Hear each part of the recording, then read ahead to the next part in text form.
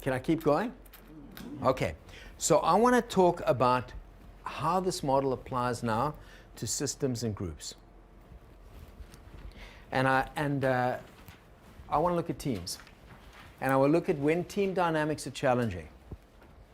And in most systems, I'm going to call a system, whatever the system is, I'm going to call it a field. So a field that we're in. The field can be a big field. It can be an individual field like myself. It can be a team. It can be a whole organization. It can be a country. It can be the world. It can be the universe, whatever the field is. And in the field, there's almost invariably a mainstream way of thinking. So when I'm working with an organization, when I'm working with a team, when I'm working with a system, invariably there's going to be a mainstream way of thinking. And the reason that occurs is because of power. So if you look at a team, for example, the leader will often dictate the direction. If you don't like it, then you get fired, or don't like it, then we'll isolate you and put you on the side. Or people that affiliate with leadership or have influence. So there's different reasons for power. Or they're men, or they're straight, or they're whatever, you know, they're white, or whatever the games are of that particular culture impact the centrality of the team and the mainstream nature of the team. Can everyone see that? Okay. And they create a defining role of how we operate as a team together. Now, by virtue of that structure, and there's nothing wrong with it, it's the definition of how the team is. But by virtue of that structure, all of the views, attitudes, thoughts, ideas that are outside of the mainstream become marginal. And if a team isn't working effectively and opening to the marginal, they start going underground. And they become ghost-like. Now, the reason ghost is such a good word, at least this is in a process work model, but the reason ghost becomes such a good word is you see a ghost still exists and it impacts us, but we don't see it. So they go underground, and as they go underground, they begin to present through various symptoms. There's a decrease in engagement, there's a decrease in performance, low motivation, attrition, tension, gossip, unhappiness, and you get fragmentations that happen, and the team doesn't work well together. Have you ever seen that in teams?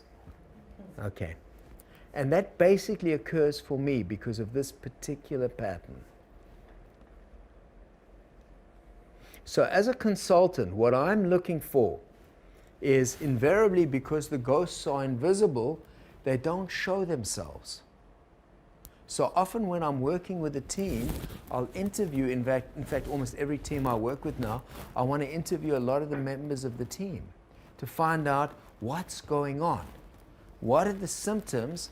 And as much as I can unpack, what are the ghosts or marginal roles that are disallowed and disavowed in that system? Because you see, if I can get to those, if I can get the disavowed roles, I have an opportunity of bringing them back. If I bring them back, some of the symptoms I'm hopeful will be decrease. But the challenge often happens, this is very good for consultants, by the way. So if you want to, for consultants, this is our bread and butter, because this is when we get called in, when there's all sorts of problems in the team. So I'm interested in the problem. Can you see I'm going back to the disturbance? Remember the idea of the goats going into the disturbances? I want to go into the disturbance to find out what's in the disturbance, because within the very disturbance itself is often the solutions and the ideas that we're looking for. Within the very disturbance itself is all of the reasons why that's underground and what's going on in the system that needs to emerge. And as I mentioned, a lot of this occurs due to rank and power. Now, rank, definition of rank by Mendel, the founder of process work, is that one's relative power position in any given system or social interpersonal context. And power comes from many, many things. It's not just positional power, although positional power in organizations is important. It's affiliative power. I know the CEO, I know the boss. My dad owns the company. Doesn't matter what my role is. It can be It can be psychological power. Some people are really strong in teams irrespective of role. Have you noticed? They just get strong and forceful. It can be a social power that's either education or an ism that's present, some form of that's identified or supported more, especially when you get into, for example, gender. Typically you get into more technology and certain skill-based organizations, and there's less and less women in the organization, etc. So power can come from many, many different contexts. A couple of keys to power, which I didn't write down. Can I share them briefly with you?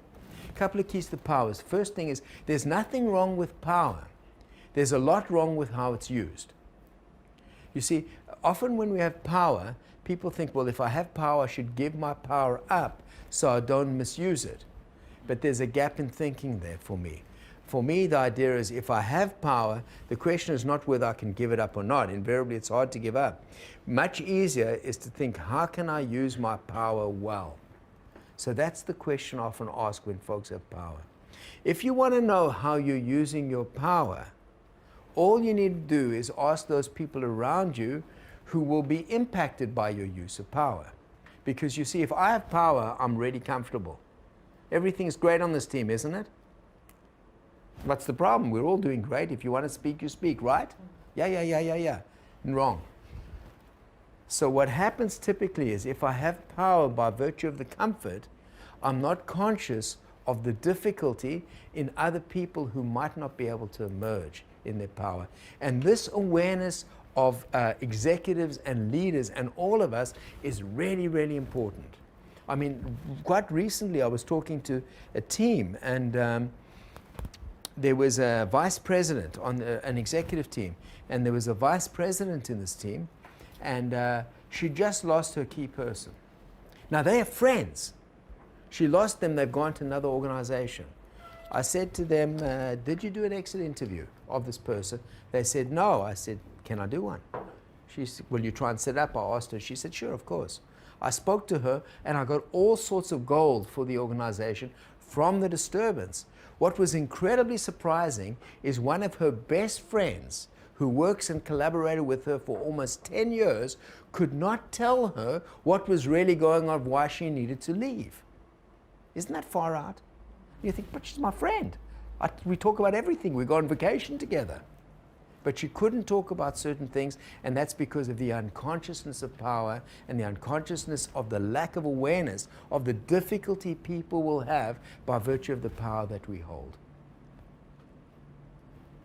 So power is a huge mechanism.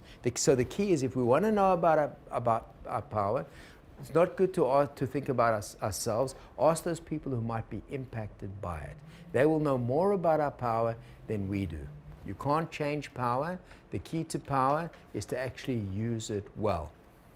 One of the most devastating impacts of power when you don't have power is what we do to ourselves through a process that I call internal marginalization. So once you're marginalized externally by the poor use of power, you internalize those values, and you begin to feel weak about yourself. And I'll never forget, there was a teacher that I had. He was a very powerful guy. Very powerful. He'd be in groups, and he has a lot of personal power. And suddenly he was with his teacher, and he would like melt. And he would be this shivering kind of guy. And I'd say, who's this person? It was so weird to see that in all contexts except that one. And he suddenly lost all his power. So the key is what was going on inside him that had placed his power at that moment in the other person. Can you see that? So we place, by virtue of all the correct and incorrect allocations of power, we place our power in others and disavow our power in ourselves. So a lot of our work is to reclaim the power we have in ourselves. Just one last piece about power. Often when I'll go into teams and I work with the team members, that a difficult team will often complain about their leader. So if I think about it from a personal development piece, the person who's disturbing us is the leader. And this is a little complex in thinking, but I'll just share it briefly. For me, what that means is that there's a need for leadership inside ourselves that isn't yet emerging. You see, it's much easier to try and work on changing the other person than work on changing ourselves. I tried that with my ex-wife, okay? How many of us haven't tried that on our partners? You go home and how many of us are still not working on our partners? You know, just slowly and subtly, but at least I don't know if anyone else does it, but I still have that habit every now and then to try and just get a little change here and there. It doesn't work. Anyone else notice? I've spent 40 years doing it. And I'm still learning. It doesn't really work. What really works is when we work on ourselves. Suddenly I work on myself and things change. I think, wow, how did that happen? So the projection onto the leader is a placement of our power onto the other that's marginalized inside us. And the claiming of our own power is often what's needed many times in those people in the organization, especially when I'm working with them. When I'm working with the leader, of course, they need to be aware of their power too. So both sides. Okay, so the internal marginalization that can happen is quite devastating in terms of power. Okay, so let's go back to that model again. Whoops, back to effective teams again. Let's go back to the model again. So, what I like to do in terms of my work with groups is have the mainstream role again and get this ghost role to re-emerge. And this is a complex process. And the reason I say bringing the ghost role out is complex is that when you bring a role out, it's underground for good reason. So it's underground because if it were to come out, it might get into trouble. So if you've been disavowed, criticized, judged, put down, or lost a job because of your view, you don't want to bring that view out again. Can everyone see that? So it goes underground, even if it's useful. So you can imagine at Kodak, going back to Kodak, you can imagine that a technology guy comes along with an idea, it gets pushed down, it goes underground, it gets lost. So a lot of wisdom gets lost because it goes underground. So getting this to come out requires a certain safety. Now the superficial level for me of safety says, do we all agree that we're going to support each other in the room? No repercussions. And that's a nice idea, and it's a good idea. It doesn't work all that well. Has anyone else noticed? Safety doesn't occur because of a request. Safety occurs because of the interactions in the room that create a safe environment.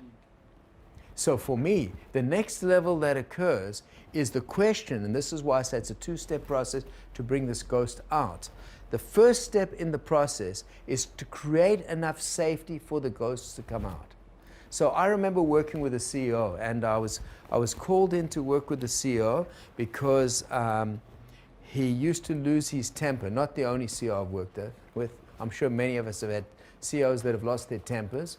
But anyway, in this situation, the CEO was losing their temper and getting angry. And I was asked to come in and work with the team and the CEO on this. So I asked all the team members, have you spoken to the CEO about the loss of their temper? They said no. So the CEO doesn't even realize the impact. But everyone is too scared to speak to them about this. So can you see there's a ghost in the room? And they're too afraid to bring it out. What are they afraid of? If I bring it out, the CEO won't like me and I'll lose either influence or I'll lose my job. These are vice presidents of an organization, I think it may be 25,000 people, big organization. So now I'm working, I see there's a challenge there. So how do we bring this out for the team? Now if I do all the work, which I actually did a lot of it in that situation, they don't grow. Their job is to bring it out, but there needs to be enough safety to be able to talk. So the first discussion that we have in the group and with me privately with the CEO is to give feedback and say, look, the team has feedback for you. I think it's really important you pick it up. I can give you a sense of what the feedback's going to be. It's about your temper, etc., etc., etc. Are you open to the feedback? Because if you're not, we can't change the team. Can everyone see that? I'm bringing out the feedback. I'm bringing out the ghosts. Now, if I don't work with him before, and I don't want to set him up and suddenly he's getting feedback in the group and he's upset about that, but he needs to be open prior to that. Now, as I set this up with the CEO and they agree to it, as we come in the room, he needs to then create an environment with me, which is the second step, where the ghosts can emerge back and be able to give the feedback that they need to. Everyone got that? Everyone see that? Okay.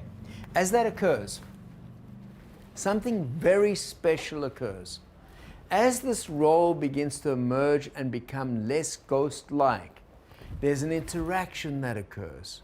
There's an interaction between that, the mainstream, and the emerging role. Now, it's not that the emerging roles are right. It's that the emerging roles have information which without it, we cannot make the best possible decisions. In other words, diversity enriches. A diverse group, a group that has different opinions, is actually a richer group. It's not a limiting group. If everyone thinks the same, you're actually limited by the sameness of thought. When you get diverse opinions and you can use them constructively to come to the best possible solution, you have a diverse and dynamic situation that occurs. So conflict in itself is not bad. It's the inability to work with it that becomes the problem. Conflict or differences enrich. So the opportunity to bring out all of those roles and really work with them skillfully is very, very important. When that happens, I've seen over and over again high engagement, improved performance, greater motivation, increased diversity, and greater cultural cohesion. Okay, now I'd like Trump to listen to this presentation. What happens finally with that is that the system grows.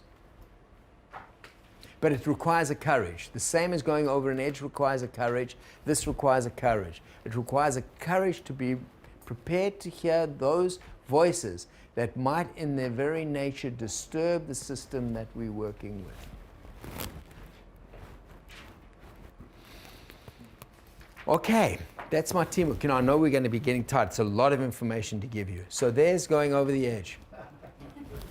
Now, unfortunately, it's gender specific, that one. I'd like to have a slide where the females are leading, but that's the one we got at the moment, so my apologies. But I thought it's a fun slide nonetheless. Going over the edge. Okay, folks, any questions?